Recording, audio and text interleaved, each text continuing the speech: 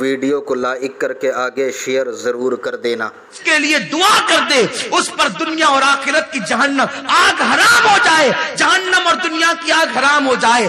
اے میری قوم کی بیٹیوں، تم بہت بڑی ذمہ دار ہو، اٹھو، عزم کرو، سیدہ فاطمہ کی کنیز بنو، ماں عائشہ کی کنیز بنو، کردار ام سلمہ کو زندہ کر دو، کردار زینب کو زندہ کر دو، ام کلثوم کا کردار یاد دلا دو، سکینہ کی یادیں تازہ کر دو، جو تمہیں دیکھے پکار اٹھے۔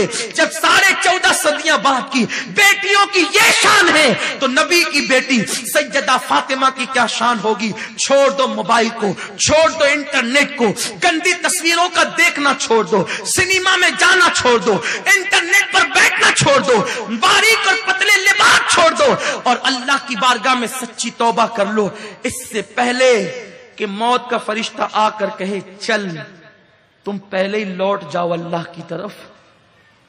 توبہ کر لو رب کی بارگاہ میں، تہجد گزار بن جاؤ، باوضو رہنے کی عادت ڈالو، روزانہ تلاوت قرآن مقدس کرو، اور مالدار بننا ہے نا، کوئی بڑی بات نہیں مالدار بننا۔ روزانہ سورہ واقعہ کی تلاوت عشاء کے بعد شروع کر دو اور 450 مرتبہ حسبنا اللہ و نعم الوکیل پڑھو۔ اللہ کی عزت کی قسم، مال چل کر نہ آئے تو پھر دامن پکڑ لینا، یقین تو پیدا کرو۔ جو زبان جھوٹ بولتی ہے اس پہ وظیفے کیا اثر کریں گے؟ جن کے گھروں میں قرآن تاک کی زینت بنا ہوا ہے اس پہ تعویذ کیا اثر کریں گے؟ بدلو، اپنے کردار کو بدلو، سچی توبہ کرو اور اپنی زندگی کو بدلو۔ سنی دعوت اسلامی کا اجتماع زندگیوں کو بدلنے کا اجتماع ہے، زندگیوں کی تبدیلی کا اجتماع ہے۔ جو کچھ ہوا اس سے توبہ کرو۔ ابھی ہم دعا کریں گے، سچی توبہ آپ بھی کریں گے، ہم بھی۔ آپ یہ نہ سمجھنا کہ صرف آپ گنہگار ہیں، آپ سے بڑے گنہگار مجرم ہم لوگ ہیں۔ ہم بھی توبہ کریں گے، آپ بھی توبہ کریں۔ دنیا میں کوئی بندہ یہ نہیں کہہ سکتا اس دور میں میں نے گناہ نہیں کیے۔ اپنے آپ کو بے گناہ سمجھنا ہی سب سے بڑا گناہ ہے۔ تو میری بہنوں، ہم بھی کریں گے، آپ بھی۔ جب ہم جیسے مجرموں کو عزت مل سکتی ہے توبہ کی برکت سے، تو آپ کو کیوں نہیں ملے گی؟ آپ بھی توبہ کرو، بدلو، تبدیلی لاؤ، انقلاب لاؤ۔ پتلے دوپٹوں کو پھاڑ دو، جلا دو پتلے دوپٹوں کو، موٹے دوپٹے پہنو، ان برقعوں کو تاکوں کے اندر پھینک دو جن برقعوں کے اندر نگ اور زینت لگی ہوئی ہے۔ سادے ڈھیلے ڈھالے برقعے سلا لو، ایسے برقعے پہن کے نکلو پہچان نہ سکے کہ کون ہو۔ رنگین برقعے، کلر والے برقعے، ڈیزائن والے برقعے امام غزالی کے فتوے کے مطابق حرام ہے۔ بائیکاٹ کر دو ان برقعوں کا، مت نکلو گھروں سے، مت باتیں کرو مردوں سے، ضرورت پڑے تو سخت لب و لہجے میں ضرورت کے مطابق بات کرو۔ ایسی بن جاؤ کہ دنیا تمہارے پیر کا ناخون نہ دیکھ سکے اور دنیا پکار اٹھے کہ واقعی اب بھاؤ نگر کی عورتیں، ارد گرد کی عورتیں فاطمۃ الزہرا کی کنیز بن گئی ہے۔ ورنہ سنو، شوہر کے گھر سے نکلنے کے بعد تم بھی کاروں میں بیٹھ کر، بائک پہ بیٹھ کر گھر سے نکلی تو زیادہ دن تک یہ ایام نہ رہیں گے۔ صدا عیش دورہ دکھاتا نہیں، گیا وقت پھر ہاتھ آتا نہیں۔ ایک دن وہ آئے گا کہ ایسا نہ ہو کہ ہاتھ میں بھیک کا کٹورا آ جائے۔ بس اختتام پر چلا ہوں۔ زلیخا کی بات میں نے کہی تھی، ہمارے ماں باپ قربان زلیخا پر۔ زلیخا نے بہت کچھ کیا جناب یوسف کو حاصل کرنے کے لیے، لیکن زلیخا پر ایک وقت ایسا آیا کہ مصر کے بازاروں میں زلیخا بھیک مانگتی تھی۔ وہ پاک دامن تھی، لیکن صرف یوسف کی محبت میں اتنی بدنامیاں لے لی کہ زلیخا بھیک مانگتی تھی مصر کے بازاروں میں۔ بوڑھی ہو گئی تھی، نابینا ہو گئی تھی آنکھوں سے، بھیک مانگتی تھی۔ میری بہنوں، اگر تھوڑا سا ناپسندیدہ عمل بلکہ خطا اجتہادی اگر زلیخا سے یوسف علیہ السلام کے حوالے سے ہو جائے تو اس کے ہاتھ میں بھیک کا کٹورا آ جاتا ہے۔ اگر آبروؤں کا سودا ہوگا تو دولت کیسے رہے گی؟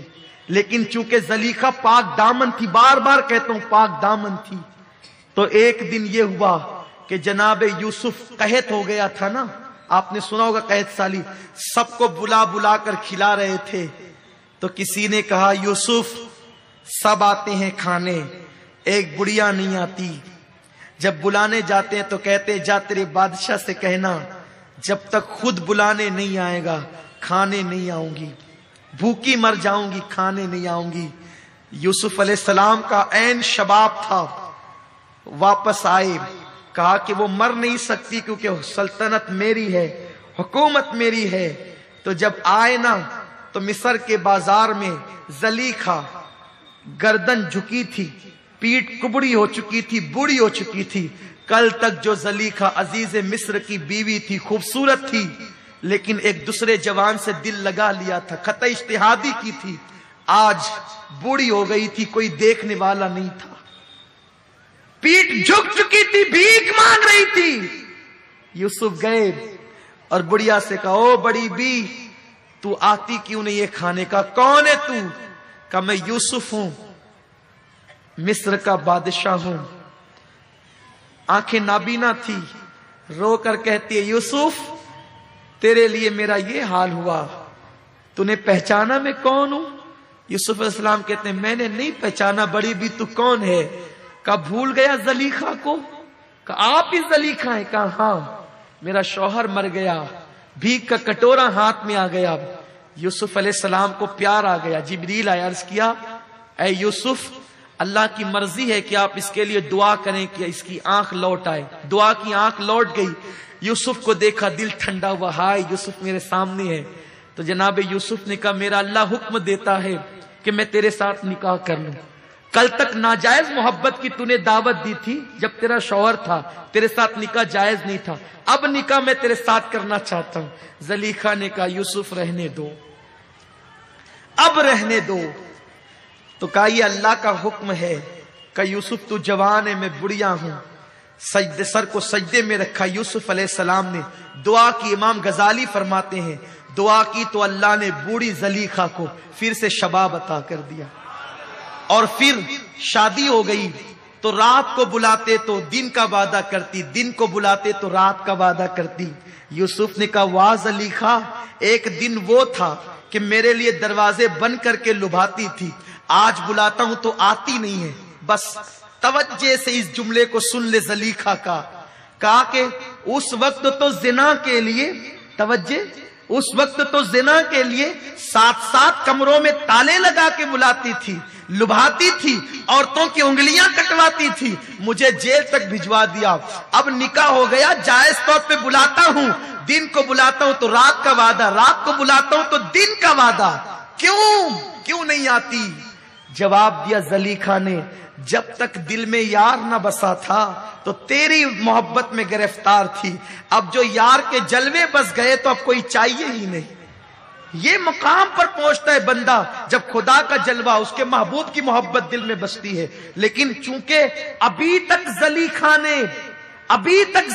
نے توحید کا مزہ نہ چکھا تھا تو یوسف علیہ السلام کو زنا کی دعوت دیتی تھی۔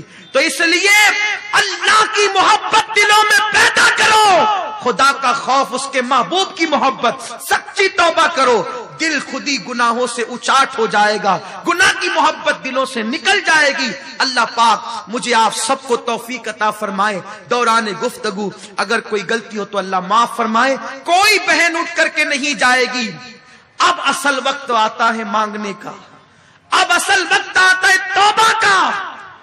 اے آنسو بہانے والی میری بہنوں، سب کے لیے آنسو بہائی ہو، اب اپنے گناہ پر بھی آنسو بہا لو، زندگی میں انقلاب آ جائے گا۔ میں آپ سب کا شکریہ ادا کرتا ہوں، بہت خاموشی سے آپ نے فقیر کے بیان کو سماعت کیا۔ اللہ آپ کو جزائے خیر عطا فرمائے۔ وما علینا الا البلاغ۔ السلام علیکم۔ ویڈیو اگر اچھا لگا ہو تو لائک کر کے شیئر ضرور کر دینا۔